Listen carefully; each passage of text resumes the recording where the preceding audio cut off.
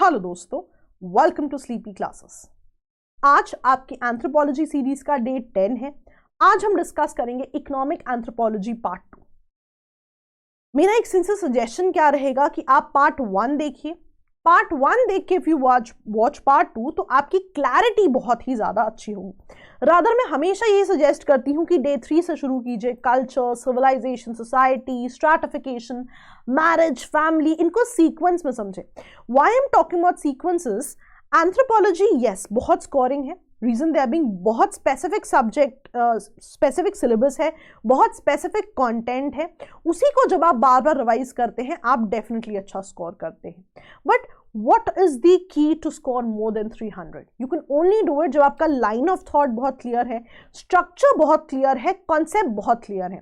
और इन चीज़ों पे अगर आप sequence में काम करेंगे आपको इतनी clarity होगी concept की, वही आपके answers में भी reflect करेगी और उसी से आपको और ज़्यादा marks मिलेंगे। तो मेरा तो यही सजेशन है कि आप सीक्वेंस में देखें। लेकिन अगर आप सीक्वेंस में नहीं भी देख रहे हैं, मैं आपको बहुत बेसिक समझा देती हूँ इकोनॉमिक एंथ्रोपोलॉजी का। ऑल्दो आज हम पार्ट 2 डिस्कस कर रहे हैं। जब भी हम इकोनॉमिक एंथ्रोपोलॉजी की बात करते हैं, we have to understand one thing कि हम इकोनॉमिक सिस्टम्स की बात कर रहे हैं। अब इकोनॉमिक सिस्टम्स का इन जनरल जो अंडरस्टैंडिंग हमारी है वो होती है as per the society around us, as per the modern society. लेकिन एंथ्रोपोलॉजी की ब्यूटी क्या है? It not only studies the modern societies, it also studies the primitive societies, it also studies the tribal societies. Which means जब भी हम economic anthropology की बात करेंगे, हम बेसिकली इकोनॉमिक सिस्टम्स को कंपेयर कर रहे हैं मॉडर्न इकोनॉमिक सिस्टम्स को प्रिमिटिव सोसाइटीज से, पोस्ट इंडस्ट्रियल सिस्टम्स को प्री इंडस्ट्रियल सिस्टम से, सो दैट एक बहुत ही होलिस्टिक मोड बन जाता है हमारा कि इकोनॉमिक सिस्टम्स किस तरह के हो सकते हैं। हम ऑलरेडी बेसिक थ्योरीज जो है डिस्कस कर चुके हैं, बेसिक डिस्कस कर चुके हैं। आज हम डिस्कस करेंगे कि किसी भी इकोनॉमी में एक्सचेंज के मोड्स क्या हो सकते हैं। देखिए, जब भी हम एक्सचेंज की बात करेंगे, बेसिकली किसी भी इकोनॉमी में गुड्स और सर्विसेज का ही आदान प्रदान होता है। जब आप एग्जाम के लिए इंडियन इकोनॉमी भी पढ़ते हैं तब भी आप गुड्स और सर्विसेज की ही बात करते हैं। सो बेसिकली अगर आपको क्वेश्चन आता है कि किसी भी इकोनॉमी में मोड्स ऑफ एक्सचेंज क्या हो सकता है, किस तरह गुड्स एंड सर्विसेज एक्सचेंज होंगी, तो आपका line of thought should be कि एंथ्रोपोलॉजी सिर्फ मॉडर्न सोसाइटी की बात नहीं करेगी, बिल्कुल प्रिमिटिव सोसाइटीज की भी बात करेगी, क्योंकि दोनों का कंपैरिजन होता है। तो हमेशा ही आंसर आपका बहुत ही ब्रॉडर होगा। So whenever you talk about modes of exchange, आप कार्ल पोलैनी का जो वर्क है ग्रेट ट्रांसफॉर्मेशन, इसको कोट करेंगे that in this particular book Karl Polanyi talks about 3 modes of exchange. The first mode of exchange being reciprocity. Karl Polanyi के accordingly जो exchange of goods and services है, इसका पहला mode of exchange होता है reciprocity. ये कहते हैं जब भी आप इंडिविजुअल्स के बीच में गुड्स और सर्विसेज को एक्सचेंज करें, लेकिन एक्सचेंज के बदले में जो इंडिविजुअल है वो आपसे एट इट्स फेस वैल्यू पैसा नहीं एक्सपेक्ट कर रहा, उसको कहते हैं रेसिप्रोसिटी। फॉर एग्जाम्पल आप देखेंगे, अगर मैं मॉडर्न समय की, आजकल के समय की बात कर लूं, मान लीजिए एक फैमिली है और पेरेंट अपने चाइल्ड के लिए कुछ कर रहे हैं। सो बेसिकली ये जो गुड्स और सर्विसेज ये चाइल्ड को दे रहे हैं, उसके बदले जो है वो उससे पैसा एक्सपेक्ट नहीं करें। तो मॉडर्न सोसाइटी में भी रेसिप्रोसिटी देखी जाती है। अगर मैं इसमें एक प्रिमिटिव सोसाइटी का एग्जाम्पल लेने की कोशिश करूं, तो जो भी हम पढ़ते हैं कि पहले हंटिंग गैदरिंग सोसाइटीज थी, तो जो भी हंटिंग का सामान लेकर आया गया है वो सामान डिवाइड किया जाता था in their own family, in their own किन।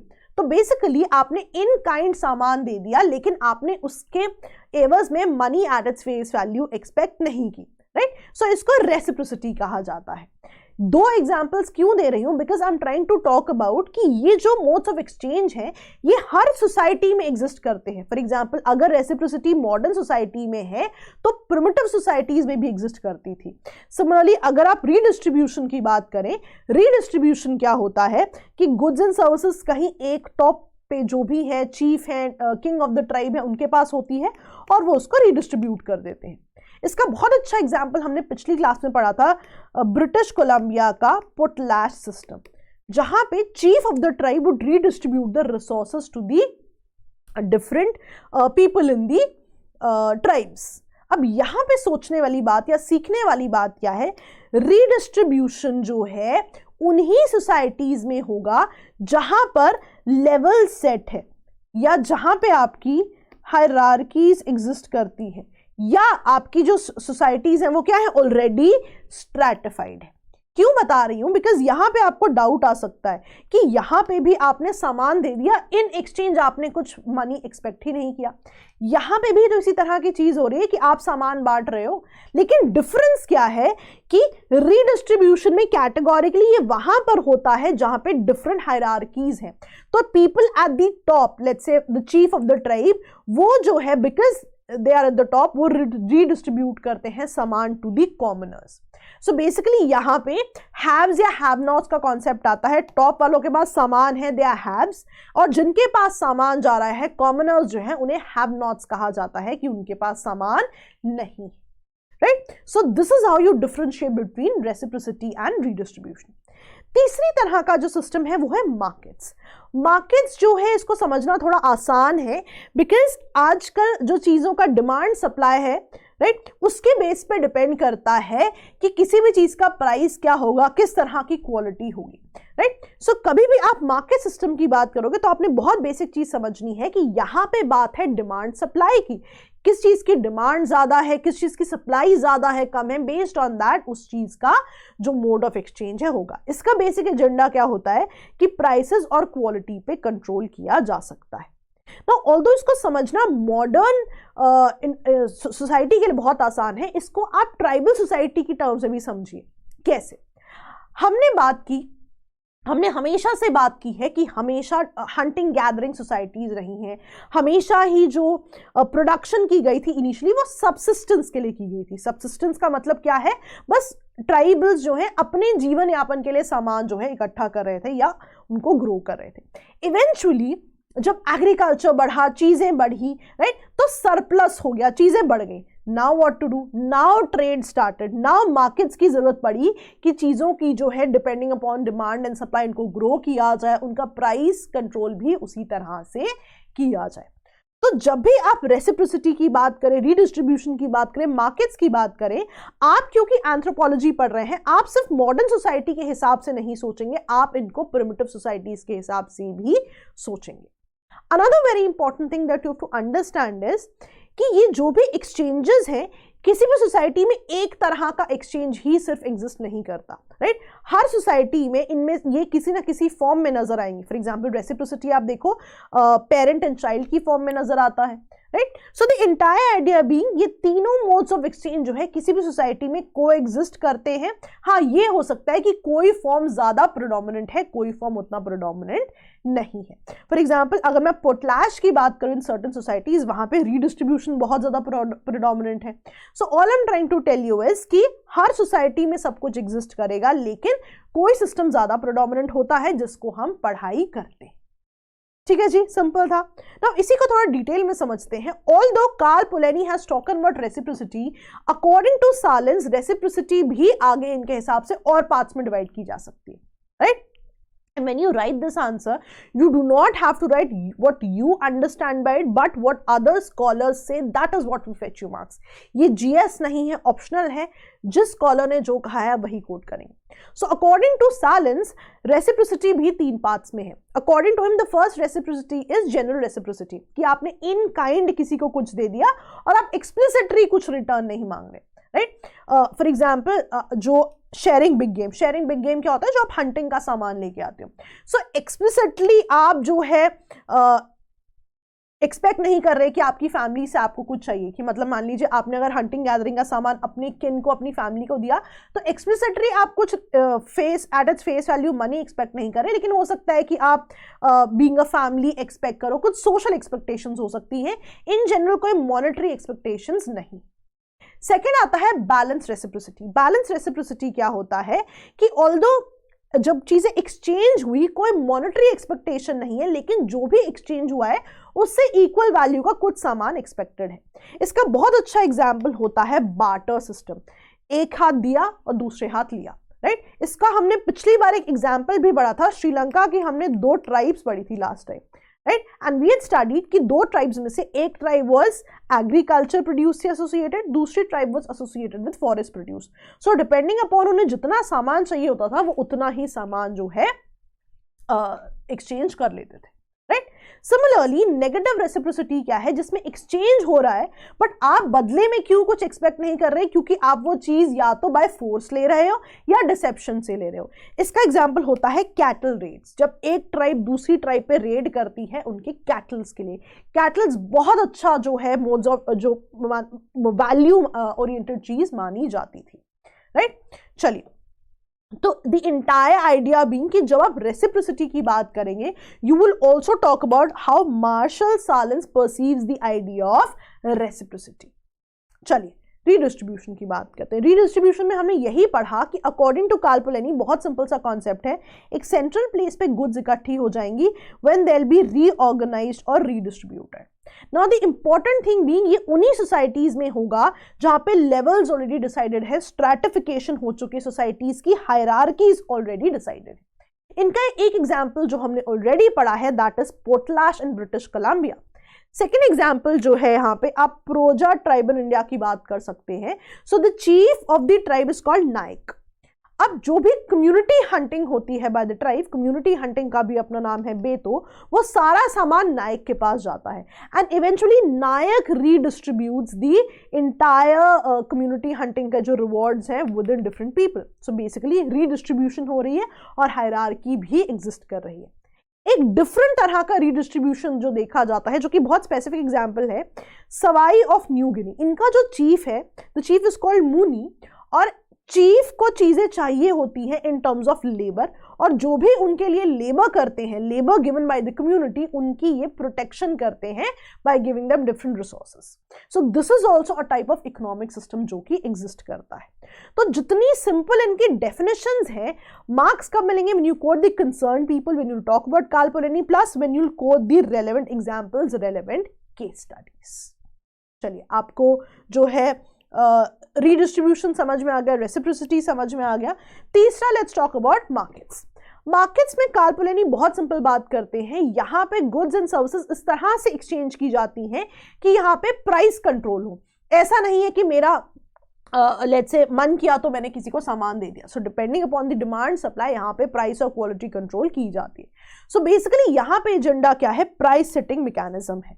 मैंने आपको पहले भी बताया कि जब चीजें सरप्लस हो गई कम्युनिटीज के पास, तभी उन्होंने जो है मार्केट्स की बात की कि डिपेंडिंग अपॉन सरप्लस सामान का क्या करें, लेट्स सेल इट समवेयर। और इसका बहुत अच्छी लर्निंग जो आप यहाँ पे करेंगे इज करंट अफेयर्स। हमेशा एक तरह का क्वेश्चन पूछा जाता है एंथ्रोपोलॉजी में कि करंट अफेयर्स कैसे पढ़ने। देखिए, जो भी करंट अफेयर्स आपके ट्राइबल से एसोसिएटेड हैं वो इस टॉपिक के लिए बहुत ज़्यादा ज़रूरी हो जाते हैं। व्हाई? बिकॉज जब आप यहाँ पे इस चीज़ को बताएंगे, आप ये भी समझेंगे कि आज ट्राइबल जो है, जब आप न्यूज़ पढ़ते हैं तो आप देखते हैं, आप इंडिया में ट्राइफेड की बात करते हैं, राइट, कि ट्राइबल वेलफेयर के लिए काम करते हैं, मिनिस्ट्री ऑफ ट्राइबल अफेयर्स की बात करते हैं। जब ये बहुत सारी स्कीम्स लेके आते हैं जो कि ट्राइबल्स द्वारा इकट्ठा किया गया, बनाया गया सामान बाहर बेचा जाता है। आप बहुत सारे शोरूम्स देखते हैं अपने आसपास जो गवर्नमेंट ऑफ इंडिया द्वारा लॉन्च किए जाते हैं, सो दैट जो ये कम्युनिटीज हैं, जो ये ट्राइब्स जो सामान बना रही हैं, उनको बाहर जो है सेल किया जाए। तो उन न्यूज आइटम्स को जो है आप यहाँ पे कोट कर सकते हैं कि जो ट्राइब्स अभी तक बहुत ही सिक्लूडेड थी, जो शायद अभी तक रीडिस्ट्रीब्यूशन पे काम कर रही थी, राइट, वो जो है या रेसिप्रोसिटी पे काम कर रही थी, अब वो भी इंटीग्रेट की जाने लगी हैं विद द मॉडर्न सोसाइटीज। उनको भी इंटीग्रेट किया जाने लगा है with the present society, with the help of what? With the help of the things that they make, with the help of their art, with help of their commodities जो भी वो बना रहे हैं। और ये सब चीजें आप देखोगे, सीजनल मार्केट्स लगते हैं, एनुअल मार्केट्स लगते हैं, कितने सारे ट्राइबल फेस्टिवल्स लगते हैं जो आप न्यूज में पढ़ते हैं, उनको आप यहाँ कोट करेंगे। तो आई होप अब आपको समझ में आ गया कि किस तरह के करंट अफेयर्स हमने यूज करने हैं। चलिए आगे बढ़ते हैं। नाउ एक बहुत ही इंपॉर्टेंट चीज जो इकोनॉमी या ज्यादा इकोनॉमिक एंथ्रोपोलॉजी में आप पढ़ते हैं कि ट्राइबल इकोनॉमी किस तरह से बदली है ग्लोबलाइजेशन की वजह से।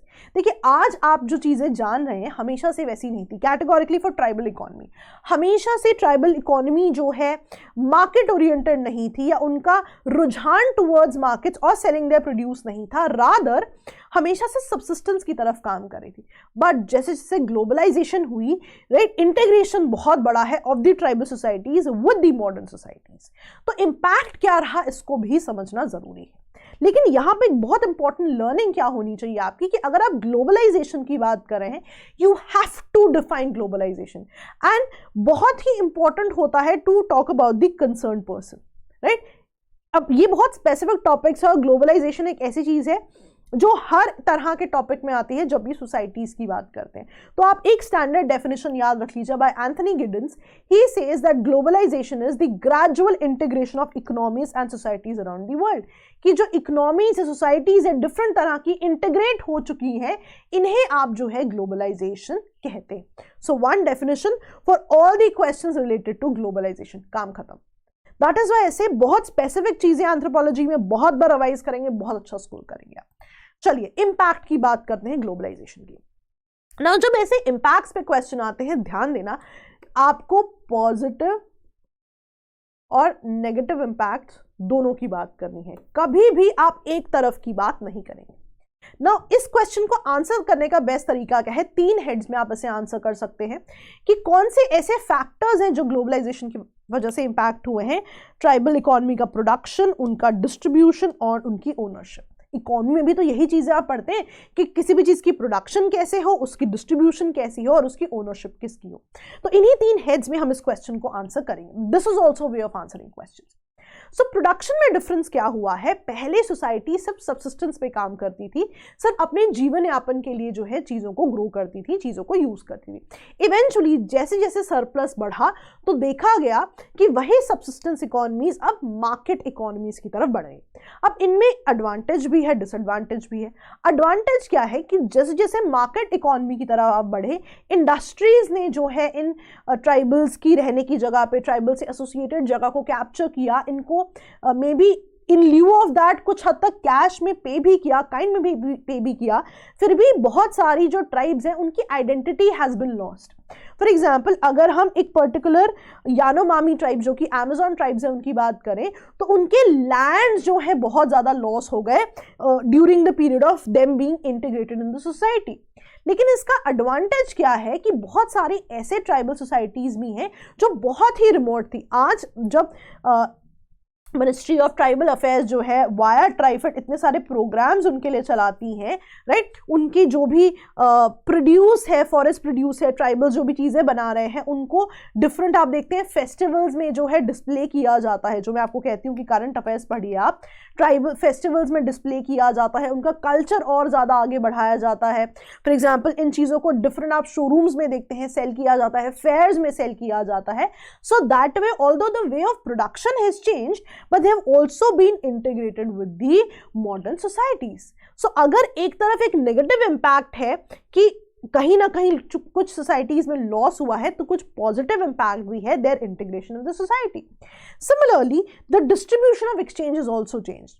पहले जो सोसाइटी आपकी रीडिस्ट्रीब्यूशन पे एग्जिस्ट कर रही थी, या रादर जो हंटिंग गैदरिंग का सामान शेयर करने पे without expecting anything in return exist कर रही थी, आज जो सोसाइटीज काफी हद तक मार्केट बेस्ड बन चुकी हैं, कैश मोड में आ चुकी हैं, राइट। जब आप इन्हीं एनुअल फेयर्स की बात करते हैं, सीजनल फेयर्स की बात करते हैं, जहाँ ट्राइबल से एसोसिएटेड सामान जो है सेल किया जाता है, डिस्प्ले किया जाता है, सो बेसिकली उनका जो डिस्ट्रीब्यूशन है अब वो सिर्फ अपनी कम्युनिटी के पास नहीं रह गया, बल्कि मॉडर्न सोसाइटी के साथ भी इंक्लूड हो गया। तो although the distribution of exchange has change from redistribution, right, या reciprocation to market based, but advantage क्या है कि they have been integrated with the modern society. So the next time you read about something about culture, या let's say कोई tribe अपनी किसी भी सामान को सेल कर रही है, जब जिनके आप एग्जाम्पल कल्चर में भी पढ़ते हैं, आप उनको यहाँ पे लिखेंगे। ठीक है जी। So this will depend upon कि जिस साल आप एग्जाम दे रहे हैं आप जो है किस तरह की करंट अफेयर्स को फॉलो कर रहे हैं। I hope now you understood कि किस तरह के करंट अफेयर्स आपने फॉलो करने। तीसरी चीज जो इकोनॉमी में होती है ओनरशिप, वो भी बदल गई।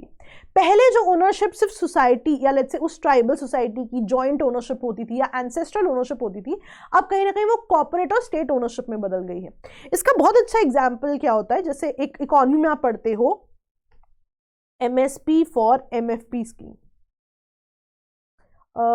Okay right. तो इसमें क्या होता है, जो भी माइनर फॉरेस्ट प्रोड्यूस है, जो भी ट्राइबल्स इकट्ठा करते हैं राइट, उनके लिए सरकार उनको MSP देती है। सो आज जो है डेफिनेटली सरकार is trying to integrate them into economies right, into the normal societies, तो definitely it's a very good initiative.